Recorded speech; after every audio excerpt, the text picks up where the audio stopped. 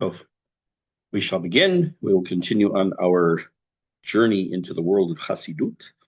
And the more I go into it, the longer I see it's going to take us to do, because in order to really understand it and get all the personalities, I can't just mention their names. We're going to learn about them, but I digress. Tonight we learn Le'ilu Nishmat Bela Bat Zev Wolf and Eden Bracha Bat Zahava Chana, Mark Shell's mother and great niece, Nishamot Heaven Aliyah. Last week, we spent most of the time on learning about the Vilna Gaon, the difference between him and the Baal Shem Tov, and they've said that he was pretty much the leader of the Mitnagdim, or those who were opposed to the movement, its new movement of Chassidut. I said that tonight we'll talk about what were his objections. We have to talk about, there's a whole laundry list of what they are. At the top is not any particular order. Is they believed that the Hasidim were misusing Zohar and Kabbalah. They were interpreting it wrong, and what they felt, what the Vilna Gaon felt, was they were misusing the Zohar and Kabbalah to promote the world of Chassidut. He was afraid also that there would be a blurring of what exactly is Hashem, what is the creator, what is creation. For example, we'll see this tonight or next week, pretty much in depth, the idea that the Hasidic idea that Hashem's presence, it's not just that Hashem is everywhere, but that Hashem is in everything. And what that really means, we'll talk about in every aspect of the material world. And it could lead to, according to the Vilna Gaon, a lack of fear and awe of God. Because if you say that a rock contains God, in a sense, whatever that means, then maybe that diminishes the power of God. Or they felt the opposite, which we'll see. He was also concerned that the fact that Chassidut also spread some Kabbalah and some Kabbalistic teachings, and remember, we're talking in the 1700s, where many Jews, where they were still literate, they were not necessarily top of their class, shall we say, and therefore they were being taught and given information that was Kabbalistic, that to a person who has knowledge would be great, but a person who was lacking knowledge and how to apply it would be very difficult to encounter. By the way, just as an aside, you might say, well, just through normative, quote unquote, middle of the road Orthodox Judaism, we don't really have Kabbalistic stuff that we do. And the truth is, we actually do. There are a couple of things. There's one that's actually mentioned, it's actually a few things mentioned in Shulchan Aruch. Only going to mention one, and that's the order in which you cut your fingernails. That you don't cut. I'm telling you, I don't do this. I know it's there, but it's a Kabbalistic background. I tried years ago, just never stuck in my head. You don't ever cut two fingernails that are next to each other. You go like this, then to here, then to here, then here and here, and then do the same thing on the opposite hand. Again, Kabbalistic, where there is something that people are very careful with, I have been, is that there is in Kabbalistic belief that the nails themselves, after they've been cut off from the fingertip, that wherever they fall, have a certain power that, God forbid, if a pregnant woman were to walk over them, it could, God forbid, cause a miscarriage. Now, you can look at that as just plain old-fashioned voodoo, or which actually the word is voodoo, or superstition and all. But when it comes to Kabbalistic things that we really don't, when I say we, I mean many of the commoners such as myself, it's hard to just poo-poo it, put it aside. Anyways, they also felt, the Gaon also felt that I'll give you a word that I had to look up as I was doing my research, called antinomian tendencies. What does that mean? Kind of leaving rule and law behind, and it's all about feeling. Now, let me give you a general idea what that means first. The Gaon was afraid that one of the hallmarks of Chassidut was really going to fall on its face, cause Judaism to fall on its face, and the hallmark is called dveikut. Later, it's going to emerge by Rabbi Nachman from Breslov, who we will talk about eventually, into the concept of hitbodedut, spending time by yourself, communing with God. And what the Gaon was afraid of, remember, I said last week, when you say the Gaon, we're talking about the Vilna Gaon. The Gaon was afraid of was that would become the person's Judaism. They're going to spend the time on Dveikut, trying to cling to God and to commune with God, and everything else will fall by the wayside. But I had a wonderful day. I just sat in the forest or on the hilltop or in my room, and I thought about God all day. And that's one of a serious concern of the Gaon. He felt that would kind of trump the practical actions. Okay, I didn't put on tefillin, but at least I spent that time thinking about the mitzvah of tefillin and what it means to put on tefillin. He was concerned about some of the stories. There were some stories that he was hearing about the actions of the Baal Shem Tov. Probably many were exaggerated or misunderstood. That supposedly with these stories, the implication was that if you reach a higher spiritual level, halacha becomes secondary. So where does this idea even come from? Why would he even think that? Why would such stories, exaggerated or not, ever come from? Again, we go back to the problem of Shabtai Tzvi and Yaakov Frank. He was very afraid, I've mentioned already 2 or 3 times, this suspicion of a hidden messianism behind the Hasidic movement. That just like Shabtai Tzvi was X, just like Yaakov Frank was X, so too the Baal Shem Tov was also X, another fake messianic movement. What helped to even push that theory even more, and to make the Gaon and his followers even more suspicious, and not just suspicious, but really anti-Chassidut, was the idea that especially one of his main Talmidim, students, the Maggid of Mezrich, who we will or will not meet tonight, depends how far we get, he had made within his teachings allusions to messianic times, rectifications of the world, which we know as tikkun or tikkunim, elevating the divine sparks, and these may be terms that you have or not heard of. I don't want to get into them because they're really more Kabbalistic terms. And he felt, again, the Gaon felt, that much of this new language was going to seep into the average daily life of the Jew, wouldn't know what they're talking about, and would co-opt Judaism altogether. He also had some halachic concerns. Not that the others weren't halachic, but this is even more so.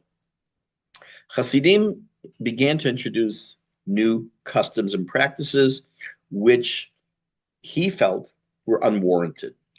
Now, I'm going to use an expression I will explain, and it is as follows. First, the expression is Chadash Asur Min HaTorah. The Chatam Sofer in the 1800s actually is the one who coined the phrase, if I'm not mistaken. So halacha, let me explain what it is and how it fits here. In a perfect world, any tevua, any grain that grows at a certain point in the year is called new or chadash, and it's only permissible once Pesach passes. I'm not going to get into much detail right now, but until it passes a certain time, that any breads, any noodles, any cereals made with this kind of wheat, i.e. flour, you can't have it until after Pesach. It's called chadash, the new crop. There's an halacha that, according to some opinion, whether it applies today or not is questionable, is chadash asur min Torah, that the idea of being prohibited to eat this new crop before Pesach passes is a deoraitis, or is a biblical prohibition. So what the Chatam Sofer said regarding the reform movement, which we'll get to eventually, use that phrase, chadash asur min Torah. New innovations are prohibited from the Torah. So the same thing here, even though the Gaon didn't say this, but coming up with these new customs and change certain things, he says, not a good idea. What kind of changes? So one of the things was to change the nusach tefillah, the words of davening, and adopted something that is called nusach Sfard, not Sfaradi or Adot Mizrach, nusach Sfard, which is kind of a combination of Ashkenazi and Sfaradi elements. And he, the Gaon, found that to be absolutely against Masorah. Said you can't change the davening. Remember that the Gaon is 100% Ashkenazi. There are Sidurim to this day that I mentioned last week. You had the Sidur of the Gra, and the Gra Shul and other things, it's all Ashkenazi. You would never, in the Gra Shul, I've only davened there 2 or 3 times, so I can't say this 100%, but I'm 99.99999% sure that you could not go and daven as the Chazan with any other Nusach in the Gra Shul other than Nusach Ashkenaz. So he objected to the changes in the Tefillah. He changed it into some other very important change that was made that had to do with the minhagim, such as kavanot. What are kavanot? So I happen to have a siddur that has them in them. It could be, it tells you with either each word or each phrase or before each paragraph, things you're supposed to contemplate about God when you say them. Sometimes it's a combination of all kinds of letters of God's name. They were accompanied often with ecstatic movements of the person who was davening. In addition to that, the idea of not davening at proper times, the idea of davening mincha very late in the evening, davening shacharit at the wrong time, it's very late in the morning, not following the prescribed times for tefillah. There was another thing he objected to. In traditional Ashkenazi society, Talmidei Chachamim, let's say the real Torah scholars, how were they judged? How were they assessed as being these great individuals? Basically, their mastery of Talmud, the Gemara, and Halacha. The Chassidim, however, elevated people, even if they were not the most greatest scholarly individuals about Gemara and Halacha, but who were charismatic, who were spiritually inspired and spiritually inspirational.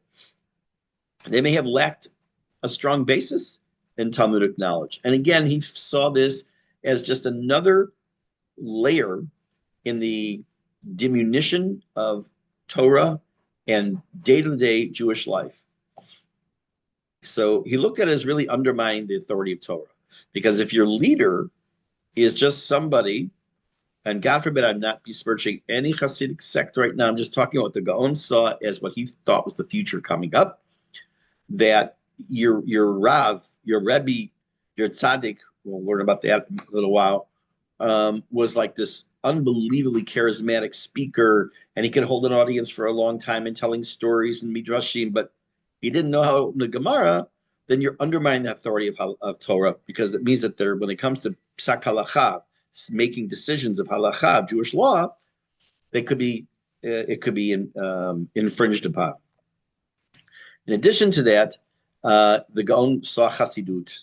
I think this, if I understand correctly, it also still goes back to the time of the Shabtai Tzvi. He was very concerned about what's called pirud. Pirud is lafri, to separate. It's like a split.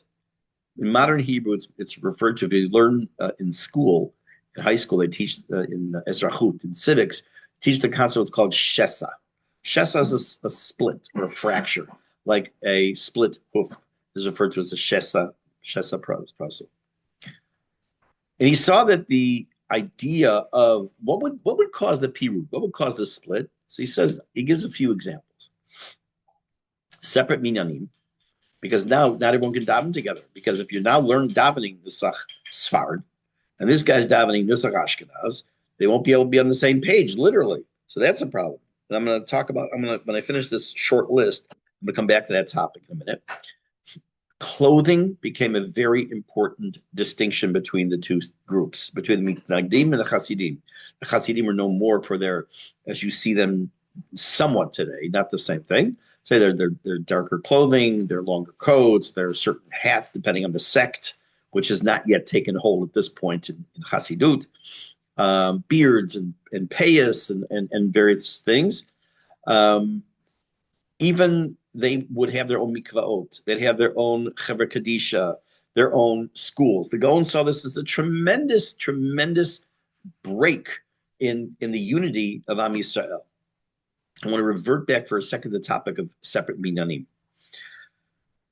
I had a friend here last week from Chicago, who I've known since I'm a little boy. We grew up together, and we went to Mincha, and he asked me the question, we were at Pnei Shmuel, what is the Nusach of the Shul? Because his mindset, as was mine before I made Aliyah, a shul has a nusach. You daven nusach Ashkenaz. Again, talking very broad strokes, United States, unless you're in Deal, New Jersey, or Seattle, Washington, or maybe a few other communities. It's either nusach Ashkenaz or nusach Sfard. So I said, it's whatever the Chazan is. He didn't understand what that meant. So I explained. If someone goes up to daven and they daven nusach Ashkenaz, the minyan, that you still daven your own nusach, but the Chazan's nusach is what's running the direction the minyan's going. If it's Sfard or it's Adot Mizrach, just that guy happened to daven for the Yom, so it's Adot Mizrach that day for him. So we go in that order. Some refer to that as dealer's choice. There are many shuls in Israel where that's the general rule. Whoever goes up to daven for the Yom, that's the nusach of the shul.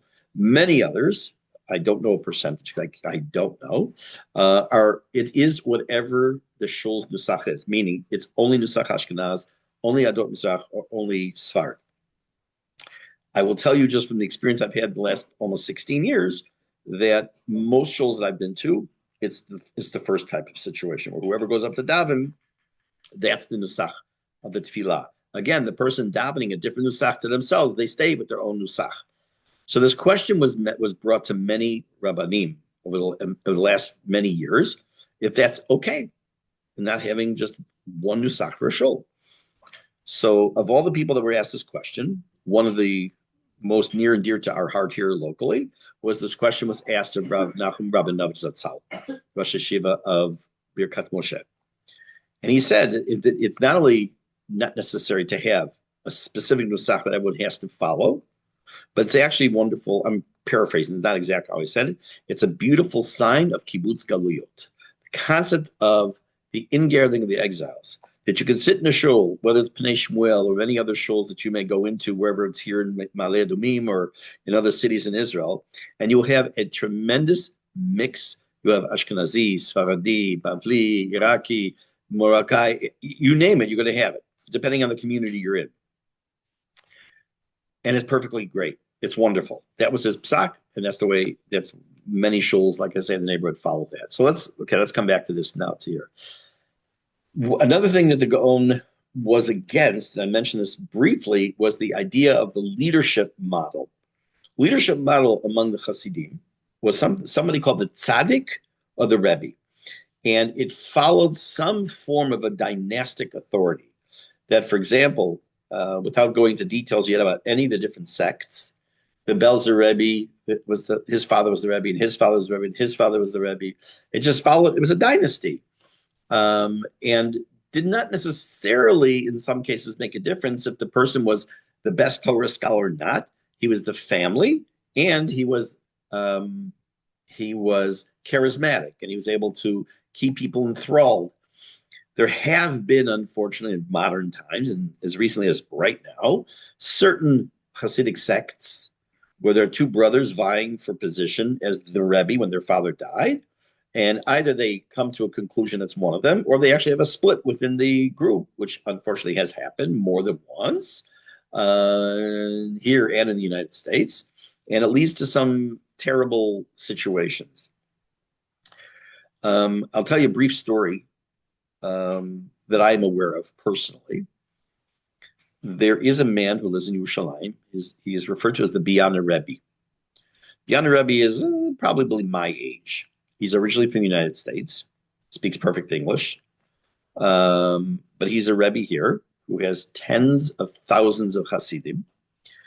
And when his grandfather passed away, who was the Biana Rebbe many, many years back, his son did not want to become the Rebbe.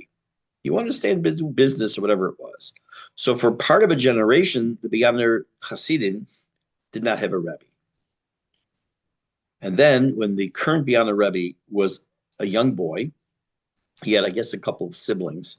And the people who were the Hasidim were watching the grandsons of the Biana Rebbe, who the grandfather who had passed away already a number of years back, trying to keep their eye open to see if, in fact, one of them looks like he would be appropriate to be the Rebbe.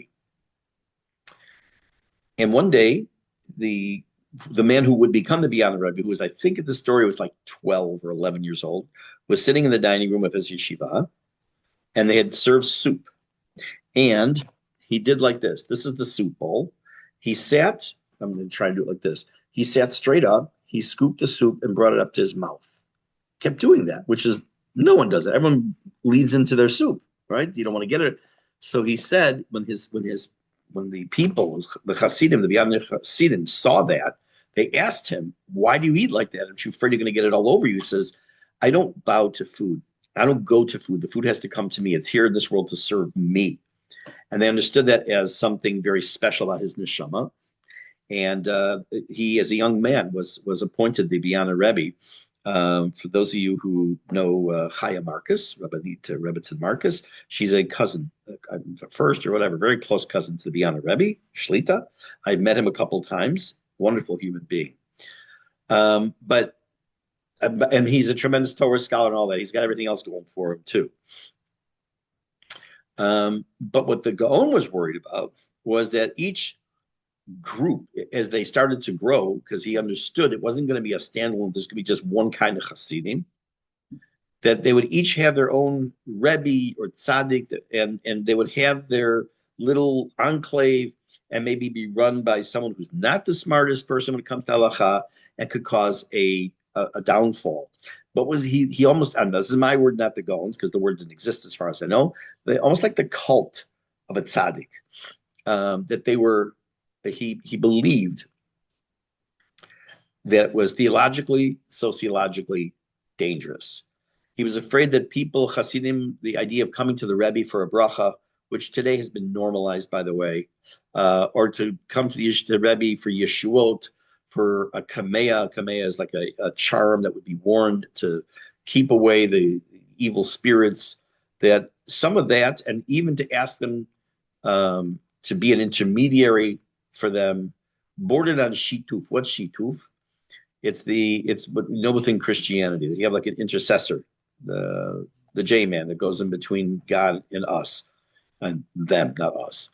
There's a famous machloket or dispute when it comes to slichot among Ashkenazim. There is a paragraph near the end of slichot during the Serta Tshuva and before, that's called Machnisei Rachamim, Machniseni something. I don't remember the words, but they turn to the ministering angels and they say, angels, please take our tefillot and bring them to God. And there are many slichot books that will leave it out, that will have a little note there. I think Art Scroll says that it's questionable whether it should be said or not. I remember when in the shul by me in Chicago, I told people it should not be said because it goes against what we believe, because we have the direct line. We don't need an intermediary. So what do you go to Kivrei Tzadikim for? What do you go to a Rebbe for? So you go to the Kivrei Tzadik, to the grave of a Tzadik. If a person goes there to daven to the Tzadik, that's avodah zarah. That's like mamash idolatry. When you go there and you daven that in the zechut, in the merit of this tzaddik, and you're standing in a holy place because this is the representation of this person's physicality in this world, and you want Hashem to hear a little bit better, so to speak, that's a different story. But he believed what it would eventually do is to break down the direct relationship between us and God. Because instead of running to God, the Hasidim would run to the Rebbe. And that's where it would stop. Within Christianity, again, we're talking in the late 1700s. Christianity now is in full gear for about 1,400 years. It takes about 300 years till a little bit less until the apostles write down their stuff. But so it's Christianity is heavily already rooted. We already know the whole history. We discussed the history of Europe and Christianity, and they have, besides the J-man, they also have this whole idea of confession. You didn't confess to God; you confessed to your priest in confessional. We go straight. That was, and again, this is another thing that the Gaon was worried about, that it smacked of a Christian philosophy. You needed an in-between man. You needed someone as a go-between, and he was extremely against that.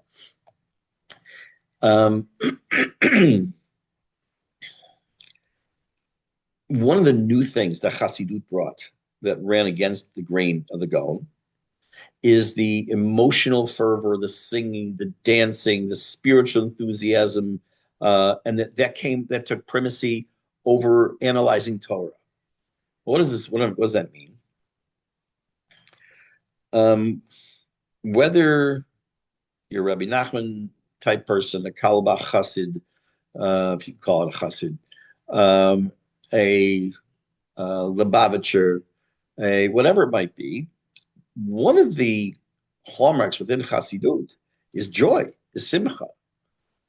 And matter of fact, when you learn Tanya, when a person learns Tanya, you'll see in there the magnum opus of the Shmuel Zalman Liadi. You don't call him the first Lubavitcher Rebbe. He was the Bal HaTanya, the author of Tanya, also known as the Admor HaZaken, or the Alter Rebbe, lots of titles. The concept of simcha and joy and fervor.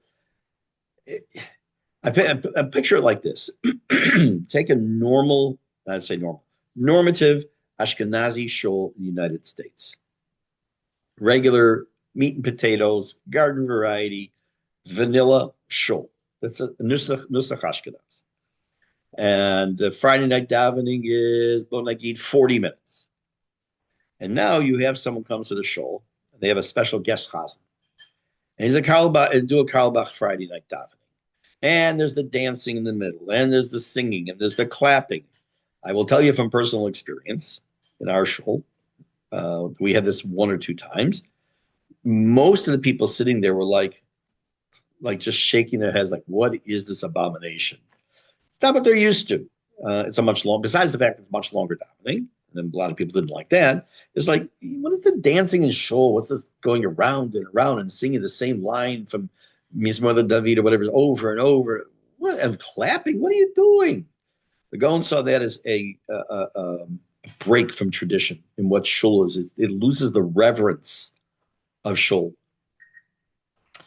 And of course, fearing the lowering of the intellectual standards of Jews, because if you can get by with singing and dancing and clapping and going to the Rebbe and it's all about dveikut and all, where are you putting in halacha? Now, again, parenthetically, chas v'shalom to impugn Chassidut. That's not what I'm doing. I am merely telling you what his objections were a number of centuries ago. It's a different world today. It's not. It has very similar beliefs and everything else, but it's not the same. Many of his fears did not come true. Of course, the main one being it was an offshoot of Messianism, just trying to lead Jews into a different type of religion. So that, thank God, is not at all. Obviously, in that context, we'll have to talk about Chabad and Lubavitch at some point, but that's a different story.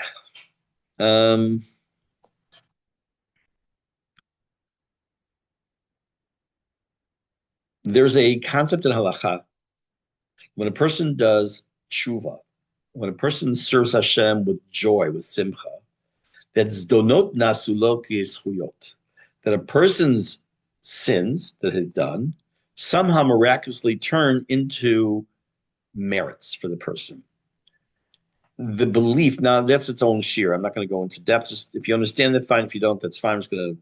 But he was very afraid that people would say, well, I didn't do the right things today, but at least I went to shul and I danced really stark, and I'm just getting really into it.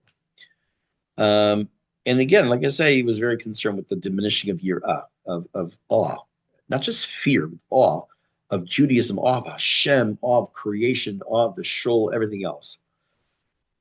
The Hasidim actually, knowing that the Gaon, who was one of the big Gedolim of the time, if not the Gadol, they wanted to engage him in conversation. They wanted to discuss. They wanted to have an open dialogue, as they say today, and he refused, saying that he would not meet with heretics, minim. He would not meet with heretics. That probably would color what his approach was and his view was of Chassidut. Not that Chassidut was mistaken, but was fundamentally dangerous. In other words, it's not just he was worried that, oh, this might have, he saw this as a very dangerous potential attack on Judaism. At some point, somewhere in the late 1700s, there were various cherems, or bans of excommunication, placed on Hasidim. The first one was in 1772, and the second one was in 1781. Literally putting Hasidim in cherem. What did that mean? What does it mean today if someone's put in cherem? So I'll give you an example of when something like that happens. When a guy refuses to give his wife a get, and he's perpetuating his spousal abuse by trying to extort thousands of dollars from her, and I'll keep it says siag l'chochma shtika. It's better to keep your mouth shut, and just that's a good thing for wisdom. So I won't expand on that too much. And the guy refuses, and after Beit Din keeps coming to him and inviting him, after 3 times he refuses to go. The Beit Din can issue what's called a siruv, that he is misarev din. He is refusing to come to Beit Din, and then they put him in cher. What does that mean? That he can't count to a minyan. It means he can't be a witness at a wedding. It means he can't be counted to mizum. He's like an outcast. Exactly that. You don't physically do anything to him. Not nowadays. You don't. Time the Beit HaMikdash, you would actually sit outside one of the sharim. You come in backwards into the old city, but we call the old city gate Shar by Shar Huda. That's not the old city gate wall, whatever. It doesn't make a difference. That's part of the southern wall, Shar Huda. But that meant full social and religious ostracism. They were put in cherem. By the way, there's a direct connection linguistically between cherem and harem, like when a sultan has a harem.